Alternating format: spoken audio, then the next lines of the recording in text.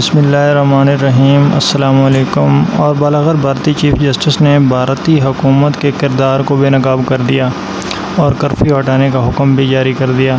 دوستو، ویڈیو شروع کرنے سے پہلے آپ سے گزارش ہے کہ ویڈیو کو لائک کریں، کڑوا سچ کو سبسکرائب کریں اور بیل آئیکن کو ضرور پریس کریں۔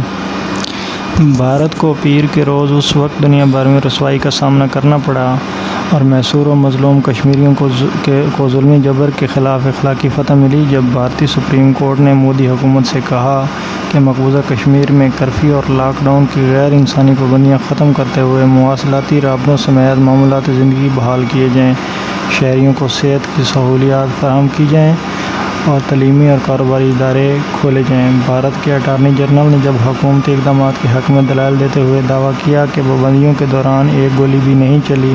نہ کوئی جانی نقصان ہوا، نیز 88% پولیس اسٹیشنز کے علاقوں سے پہلے ہی پابندیاں اٹھا لی گئی ہیں،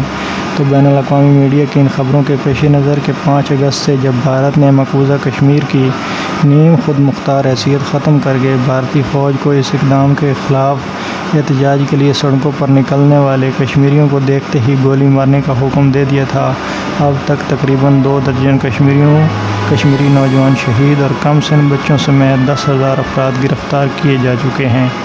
سپریم کورٹ نے اٹارنی جنرل سے اپنے دعوے کے حق میں حلف نامہ طلب کر لیا۔ عدالت نے مودی حکومت کے متنازع اقدامات کے خلاف دائر درخواستوں کی سماعت کے دوران سائلین کے وکیل سے پوچھا کہ انہوں نے یہ معاملہ جموں کشمیر ہائی کورٹ میں کیوں نہیں اٹھایا، تو وکیل نے کہا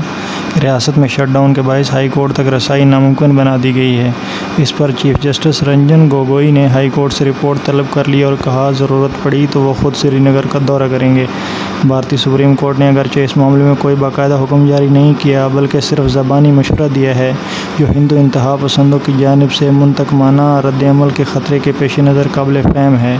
تاہم اس سے عالمی سطح پر مقبوضہ کشمیر میں انسانی حقوق کی بے رحمانہ پامالی کے خلاف اس وقت جو احتجاج ہو رہا ہے اسے تقویت ملے گی۔ پاکستان نے بھارتی اقدام کے بعد اقوام متحدہ کی قراردادوں کی روشنی میں جموں کشمیر کے مسئلے کو اجاگر کرنے کے لیے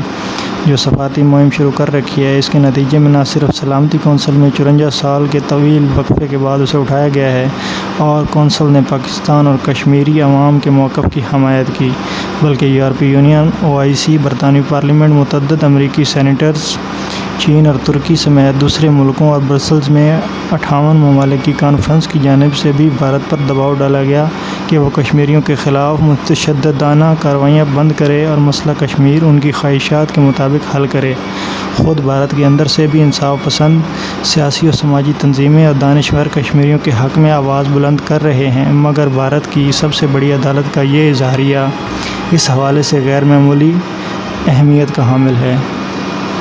وزیراعظم عمران خان نے اسے پاکستان کے موقف کی تائید قرار دیا ہے اور کہا ہے کہ اس سے مقبوضہ کشمیر میں حالات نارمل ہونے سے متعلق بھارت کے جھوٹ کی قلعی کھل گئی ہے۔ انہوں نے اس عزم کا اعادہ کیا کہ پاکستان دنیا کے ہر فورم پر کشمیریوں کی حمایت جاری رکھے گا۔ وزیر خارجہ شاہ محمود قریشی نے درست کہا ہے کہ بھارتی سپریم کورٹ نے کشمیر پر مودی سرکار کے مقدمے پر پانی پھیر دیا ہے۔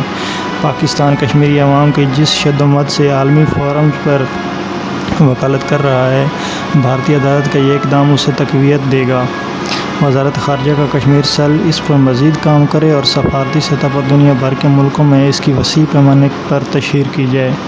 وہ بھارتی عوام اور حکومت جو سب اچھا کہہ رہی ہے، اس کے لیے بھارتی سپریم کورٹ کا حکم ایک کڑوا سچ ہے، چاہے وہ مانے یا نہ مانے، اس سے کوئی فرق نہیں پڑتا۔ محترم ناظرین، ویڈیو کو لائک کریں، دوستوں کے ساتھ شیئر کریں اور کمنٹ سیکشن میں اپنی رائے کا اظہار ضرور کریں۔ ایسے ہی بہترین ویڈیوز کے لیے کڑوا سچ کو سبسکرائب کریں، بیل آئیکن کو ضرور پریس کریں تاکہ آنے والی ہر نئی ویڈیو آپ کو آسانی سے مل سکے۔ تو ملتے ہیں ایک نئی ویڈیو کے ساتھ، تب تک کے لیے اللہ حافظ۔